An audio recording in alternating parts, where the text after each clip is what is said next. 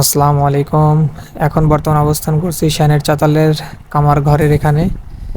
তো কুরবানির ঈদের প্রস্তুতিমূলক হিসেবে যে ডাসা ছড়ি বটি এগুলো আছে পোড়ানোর উদ্দেশ্যে গিয়েছিলাম।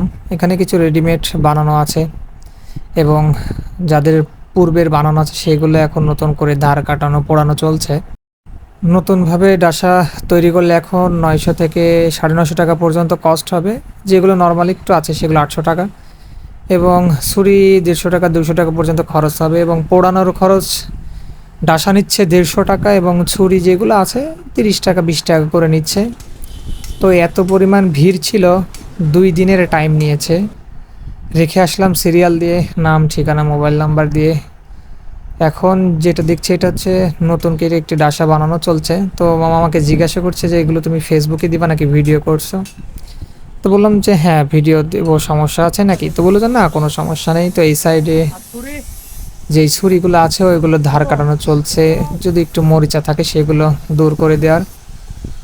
মিলন মামার এখানে আপনারা বটতল যে দক্ষিণ পাড়ার স্কুল বা ঈদগাহ বলে সেটার পাশেই দোকান অবস্থিত। তিনি খুব ভালোই কাজ করে, চাইলে আপনারা সেখান থেকেও করতে পারেন। সবাইকে ঈদের আগাম শুভেচ্ছা রইল।